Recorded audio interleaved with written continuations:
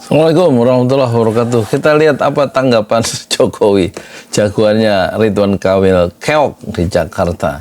Ternyata dia, kata orang-orang itu irit bicara, nggak bisa mengelaborasi, nggak bisa mengembangkan ya analisisnya. Paling juga dibilang saya nggak tahu, tanya aja RK, paling gitu. Kita lihat.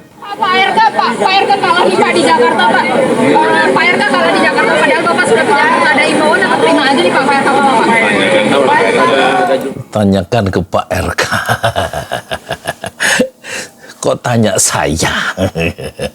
Tanyakan, kan itu bukan wilayah saya, itu kan bukan bidang saya. Tanyakan ke DPR, tanyakan ke sana, tanyakan ke sini. Sekarang kok kata wartawan, Pak Jokowi RK kok kalah, padahal sudah di-endorse, sudah didukung oleh Pak Jokowi. Iya, tanyakan ke RK.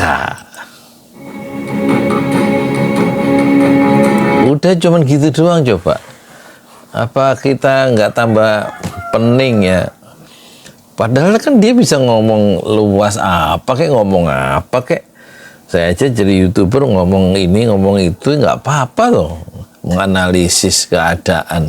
Ya paling enggak untuk berita supaya lebih banyak. Kalau gitu kan kita jadi, demokrasi kita itu nggak berkembang karena nggak Pak Jokowi sebagai orang yang pernah memimpin negara itu 2 periode nggak melakukan semacam public educator ya, pendidikan publik ya. Harusnya dengan pengalaman dalam pemerintah dan juga dalam permainan politik kan dia lebih banyak mengembangkan narasi-narasi seperti Anies Baswedan sehingga kita itu tercerahkan. Mestinya begitu, jangan terus asal ditanya, kok tanya saya, tanyakan ke Pak RK, ya jangan begitu, kenapa? Ya kan? Ya harusnya kan pemimpin lebih tinggi dari masyarakat yang dipimpinnya gitu, supaya masyarakat itu tidak jatuh, tidak turun ke bawah tapi naik ke atas karena dibimbing oleh percik-percik edukasi atau narasi-narasi yang bernas dari pemimpin-pemimpinnya. Jangan terus semua nanti kalau pemimpin bilang kok tanya saya, tanya yang bersangkutan lah, kan yang ditanya itu dia. Seperti dulu itu waktu ada konferensi pers di Amerika, didengarkan pertanyaan wartawan dalam bahasa Inggris, tahu tiba-tiba jawabannya yang ditanyakan Presiden RI, yang kemudian dia saya akan tes minister saya, yaitu akhirnya ngomong Pak Tom Lembong ya, loh piye. Yang ditanya dia, yang lain, orang lain suruh jawab. Seharusnya ya itu diakhirilah gaya-gaya kepemimpinan seperti itu yang lebih nggak punya semacam nggak pede di dalam mengolah persoalan publik ya, dan memberikan satu perspektif dan jawaban-jawaban terhadap publik dengan cara yang khas, dengan cara dari sudut pandang dia sendiri, sehingga masyarakat itu punya sesuatu yang bertambah gitu karena ucapan-ucapan dari pemimpin-pemimpinnya kan gitu ya. Jangan terus asal ditanya wartawan, kok tanya saya. Tanya aja ke Pak RK, jangan ngono talah. Assalamualaikum warahmatullahi wabarakatuh. Saya Yudi Pramuko, YouTuber tertua di semesta. Kita akan bahas kenapa Jokowi itu keok di Jakarta ya. Yang di-endorse itu kalah Ridwan Kamil dan Suswono. Orang PKS juga kocar kacir ya di DKI itu. Kenapa? Sementara Anies Baswedan menang. Apa itu? Hah? Oh, jajan. Iya, bagus lah. Jadi sebenarnya kita kalau jadi mau mencoba menganalisa keadaan atau jadi YouTuber gitulah, itu ya harus pede ya. Kalau punya analisa, ya analisa menurut dirinya sendiri, nggak usah ngikutin seperti kayak Refli Harun. Refli Harun tuh ya ngomongnya cuma gitu-gitu aja bolak-balik. Sama dengan Akbar Faisal, kayak sama dengan Rocky Gerung. Kelihatannya pinter ya. Sebenarnya menurut mereka itu mereka biasa aja sebenarnya. Cuman kita aja kadang-kadang nganggap Rocky Gerung itu gimana gitu ya. Ya kan? Sekarang kita analisa dengan cara kita sendiri ya. Ini saya ada di kandang kambing. Itu kalahnya Ridho itu ya. Pasangan Ridwan Kamil Suswono itu karena masyarakat Jakarta, terutama anak-anak mudanya itu menghukum PKS ya. Kenapa PKS itu dihukum? Karena kita lihat tuh kemarahan-kemarahan mereka gara-gara Anies ditinggalkan, bukannya didukung jadi calon wakil presiden, calon gubernur daerah khusus, malah PKS itu masuk ke koalisi Indonesia Maju ya, iya kan?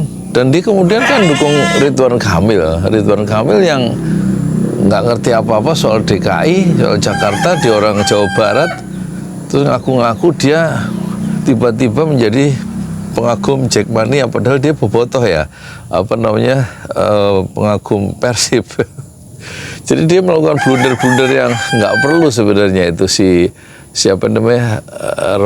Ridwan Kamil. Tapi kita ke PKS dulu ya, kekalahan ya, termasuk endorsement dari Jokowi yang sudah kehilangan kekuasaan itu dia merasa masih gagah, masih bisa mendorong orang dan mempengaruhi orang supaya milih karena Jokowi itu bilang di videonya itu untuk Ridwan Kamil yang kita pentingkan, yang penting Ridwan Kamil itu ada rekam jejaknya. Tapi dia sangat ini ya, kalau bicara itu Jokowi itu nggak bisa mengelaborasi pikiran-pikirannya sendiri kecuali bolak-balik diulang-ulang. Waktu kalah gimana Ridwan Kamil kok sampai kalah di DKI? Setelah sholat Jumat itu dia ditanya oleh wartawan, apa jawab Jokowi? Ya tanyakan ke Ridwan Kamil. Dia selalu tidak pernah bisa mengelaborasi. Mengelaborasi itu maksudnya merinci gagasannya. Jadi memang reference of theorisnya itu memang nggak ada ya. Kapasitas intelektualnya itu ya udah nggak bisa diharapkan berkembang ya Jokowi itu. Apalagi sekarang dia kehilangan kekuasaannya setelah tanggal 20 Oktober kemarin, dan dia kemudian merasa masih punya power ya, sehingga dia cukup rendah hati untuk menjadi orang yang dititipi ya, semacam jasa penitipan untuk ini. Saya nitipkan ini untuk daerah ini, kan ada videonya itu, nitipkan beberapa calon kepala daerah dititipkan Jokowi supaya bisa menang gitu maksudnya kan. Dan orang-orang kepala daerah yang kemudian foto bolak-balik keluar masuk frame kamera yang bolak-balik itu dari berbagai tempat itu kok ya mau. Jokowi yang sekarang itu udah bukan Jokowi presiden yang bisa mengerahkan punya perangkat seluruh aparat sampai ke desa. Sekarang sudah hilang, kekuasaannya itu diambil oleh Prabowo. Nah dalam konteks DKI begitu PD-nya Ridwan Kamil setelah didatangi Jokowi, dia lupa bahwa Jokowi sudah berubah ya. Bukan berubah, sudah berpindah, kekuasaannya sudah nggak ada. Jadi kemudian itu pertama. Yang kedua, faktor variabel yang kedua, masyarakat Jakarta itu menghukum ya PKS ya. Jadi PKS meskipun merasa dia sebagai partai kader dan punya mesin atau semacam punya proses kaderisasi itu yang lebih baik dari partai-partai lain, tetapi hukuman sosial itu mungkin di luar perkiraan elit-elit partai PKS sendiri yang sudah sekarang sangat pragmatis. Tahu-tahu dia menyeberang ke Kim. Seharusnya dia mendukung, sebagaimana Pilpres mendukung Anies Baswedan untuk jadi calon gubernur daerah khusus Jakarta. Apalagi Anies Baswedan sebelumnya kan jadi gubernur. Jadi rekam jejaknya itu di DKI sangat kuat dibanding Ridwan Kamil yang rekam jejaknya di kawasan di wilayah Jawa Barat ya. Jadi rekam jejak Ridwan Kamil itu di luar konteks, tapi kalau rekam jejak Anies Baswedan itu memang sudah sangat kontekstual di wilayah DKI karena dia memang 5 tahun dari 2017 sampai 2022 bulan Oktober dia adalah gubernur DKI, dan itu tidak dimanfaatkan key selling point itu, titik daya jual dari Anies Baswedan itu oleh PKS. Malah PKS semacam melakukan pengkhianatan politik ya. Dia menyeberang ke Prabowo. Mungkin semata-mata memang ingin mencari tertarik oleh denting dinar dan denting dolar ya. Sangat pragmatis sehingga dia meninggalkan Anies Baswedan, dan ini mengecewakan ya kaum milenial atau kaum Gen Z yang sudah punya hak pilih di DKI, sehingga mereka tadi atau kemarin itu menghukum ya PKS dengan tidak memilih Ridho, tapi justru mereka memilih Anies Baswedan yang secara terang-terangan mendukung, mengendorse ya, sidul anak sekolahan itu. Jadi kekalahan Jokowi dan kekalahan Ridwan Kamil itu sebenarnya satu pelajaran ya, bahwa orang itu sebenarnya masih memiliki nilai-nilai, masih setia dengan pentingnya nilai-nilai keadilan, nilai-nilai kejujuran, nilai-nilai kesetiaan, perlunya komitmen, perlunya integritas di tengah masyarakat kita yang sakit ya. Pilihan-pilihan yang sifatnya pragmatis itu tidak selalu menarik di kalangan anak muda. Meskipun partisipasi pemilihan pilkada di DKI itu turun, tetapi tetap ya, meskipun tingkat partisipasinya menurun, orang masih merindukan hadirnya nilai-nilai yang ada dalam sosok Pramono Anung dan Rano Karno yang didukung oleh Anies Baswedan. Anies Baswedan adalah simbolisasi nilai-nilai yang masih murni, nilai-nilai dalam politik yang diperlukan, sehingga sebagian kemunculan Anies Baswedan itu mengubah sebagian paradigma para anak-anak muda yang menganggap tadinya politik itu kotor. Di tangan Anies Baswedan ternyata politik adalah lahan yang menarik untuk menegakkan cita-cita yang memang sesuai dengan gelora anak muda yang sangat idealis. Sikap-sikap pragmatis yang ditunjukkan oleh PKS dan juga Ridwan Kamil dan juga Jokowi yang segalanya harus ya, kemenangan itu harus diukur dengan besaran-besaran material dan dukungan-dukungan logistik yang nyata, itu ternyata masih bisa dikalahkan oleh nilai-nilai kesetiaan, nilai-nilai idealisme dan cita-cita yang melampaui dari benda-benda yang selama ini membuat pejabat-pejabat kita, pemimpin-pemimpin kita itu terbuai oleh benda-benda, berlomba-lomba dalam kekayaan duniawi. Dan itu membuat generasi muda di DKI itu muak terhadap pemimpin-pemimpin yang sangat pragmatis, dan mereka menemukan pelabuhan hati, yaitu pada diri Anies Baswedan. Assalamualaikum warahmatullahi wabarakatuh. Di jalan Allah.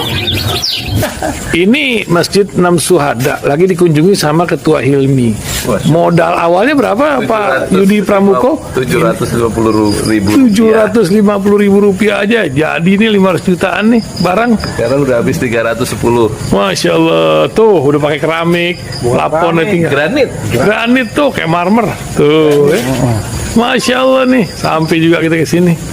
Masjid Enam Syuhada, ngapa namanya Masjid Enam Syuhada, Pak Yudi? Kita mau mendokumentasikan perjuangan dakwahan nama anak muda pengawal Habib Rizik Syihab itu. Masya Allah. Yang dibunuh sama orang jahat di kilometer 50. Kilometer 50 ya. Itu kan simbol memperjuangkan dakwah itu kita harus memberikan segalanya untuk Islam kan ya. Masya Allah. Dan nama anak muda itulah yang sudah memberikan segalanya untuk Islam. Masya Allah. Apa nanti nama pemuda itu ada juga di sini mungkin diterapkan? Mungkin namanya 6 Syuhada. 6 Syuhada itu, ya. 6 Syuhada dipasang di sini, 6 Syuhada. Bipali, apa yang dikomentarin dari ini semua, Bipali? Masya Allah, luar biasa. Dari uang 700.000, kalau pengen ternyata bisa. Bisa. Allah kirim. Tuh, bisa. Ya, dengan masuk satu gang kecil, tapi Bapak ini luar biasa. Kecil tuh. Masya Allah ya. Satu call aja. Masya Allah. Perjuangan Pak Yudi Pramuko, YouTuber sejagat paling tua. tertua di semesta. Tertua di semesta. Masya Allah. Tukang donat. Tukang donat. Tukang donat dari Paru. Ini saya laporkan dari lapangan ini, langsung dari Masjid Anam Syuhada. Masya Allah. Dan ini dia. Dalam lihat ah. Tuh lihat tuh masjidnya, tuh imamnya di situ tuh. Malam-malam lagi kita. Masya Allah, masih kurang nih. Atapnya katanya transfer aja. Masjid Anam Syuhada sebentar lagi selesai. Dinding lubang angin sebagian sudah terpasang, lantai 2, dan kemudian plafon termasuk lantai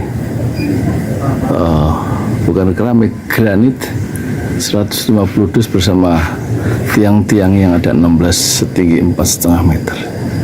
Kemudian finishing terakhir adalah tangga menjebol atap ya, lantai pertama untuk masuk ke lantai 2. Inilah Masjid Anam Syuhada.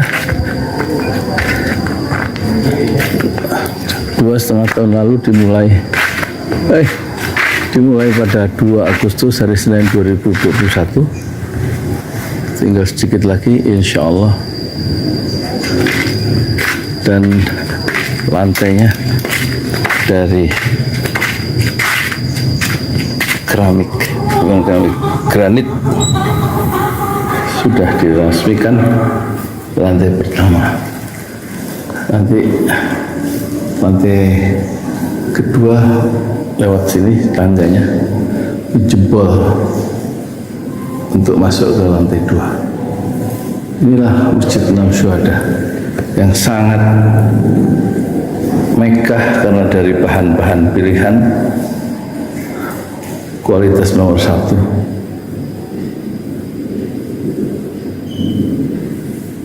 Tinggal sekitar 80 juta lagi finishing lantai atas selesai, insya Allah.